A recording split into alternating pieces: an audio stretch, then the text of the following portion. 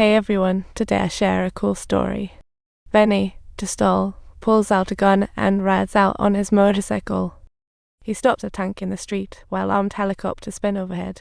Benny revs the throttle again and accidentally flips a barrel of oil. This results in a car explosion, leaving the scene in chaos, and Sarjai finds it difficult to crawl out of the vehicle.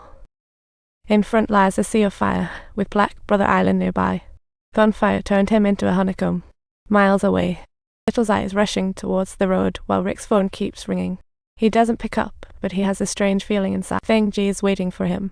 In a voicemail, Rick says he's meeting with JP Morgan and the Blue Angel project no longer needs funding. He respects Little X's wishes, plans to give Blue Angel funds to Black Brother, then take him up the mountain. He aims to share Blue Angel with everyone, but Little Zai just wants to see Feng Ji after driving for over 20 hours.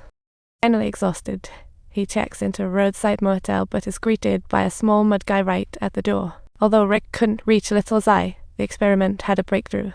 One researcher got a spark of inspiration and tried the extended compound from the mud. This stuff is sweet and spicy with a certain zing, like BBQ seasoning mixed with peppermint candy, sweet and savory upon. It transitions to spicy and finishes off with a hint of coolness. What a magical flavor combo.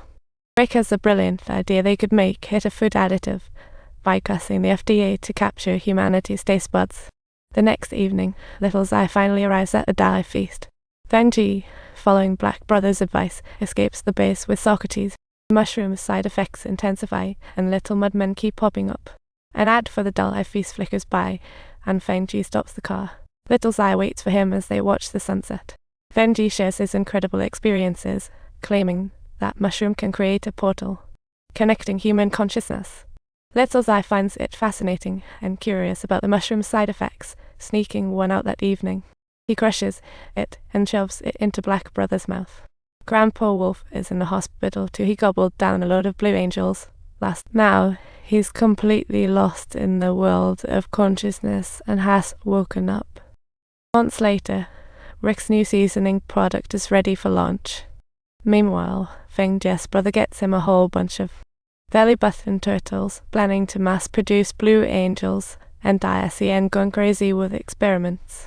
Before leaving, he took a stash of mushrooms from the base, made a potion, and dumped it into the water supply. The potion will flow into countless homes, making half the state munch on Blue Angels. This way, he can rapidly finish his clinical trials. He'll thoroughly figure out what specific side effects this mushroom has. The CIA isn't letting up. They want to catch Feng Ji and Little Zai ASAP.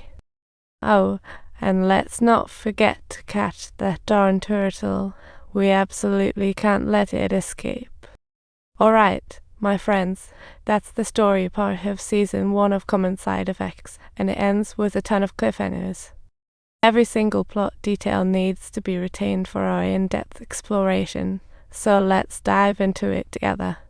With so many hooks left, this show will likely have a second season. At the beginning of the video, I mentioned 3 side effects of the mushroom. Let's break them down one by one. The first side effect is naturally making medicine obsolete. That's easy to understand. If this mushroom really exists, medicine might as well pack up and go home. The second side effect is the little mudmen that appear in the show. Blue Angels can induce hallucinations, throwing people into a world of Furthermore, this consciousness world establishes connections with reality as well. This side effect has good and bad aspects. It can drive weak-willed people mad when they go out. Of course, it's not all bad. Drug side effects aren't solely negative. For instance, cola was originally a cold remedy, but then people realized it tasted good and it became happy water.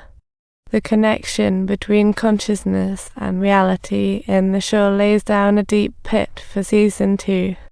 Let's see how cleverly the writers can exercise their creativity in this.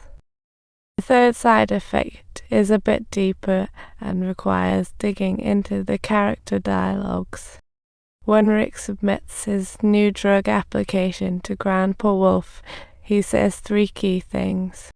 Once this drug hits the market, all other medications will be eclipsed. Provided that humanity ceases to feel fear towards disease and death from this moment on, wars will become unbelievably brutal, and the situation will grow increasingly grave. Everything will be black or white. There won't be a gray area. Should I be healthy? I drink occasionally, but whenever I wake up, the hangover is absolutely killer. It's all about balance. Are you really gonna challenge nature to take God's place? So, what happens next? These 3 lines are the best quotes in the whole series. Each quote represents a core theme of the show, with the first clearly critiquing capitalism's greedy nature. In the show, Grandpa Wolf owns over a dozen pharmaceutical companies, and when he hears about the mushrooms, his first thought is new profits. He knows this kind of stuff can't be patented by anyone. Soon, it will spread across the globe because of its magical effects, killing the healthcare industry. His salary will be worth nothing. So the best option is to eliminate it once and for all. Ironically, at the end of the series, the writer makes him terminally ill, and this guy goes hunting for mushrooms. But guess what? He discovers all the natural mushrooms have been eliminated by his own hands. Such poetic justice. Let's dive deeper. The second line reflects on humanity and morality, a real human inquiry. Once the mushrooms start to spread widely, the cost of committing crime diminishes significantly. Law and morality will be hit hard indeed. Just think about it. How will the law judge intentional harm? If I stab you or shoot you, that's intentional harm. But if I save your life with this mushroom, how does the law define such a situation then? Of course, legal outcomes don't really matter. People will only get crazier. People are inherently dual-natured. They harbor angels and demons inside them. With the law and disease around, most people live in the grey, neither good nor evil. But once the mushroom hits the market, without the disease constraints, alcoholics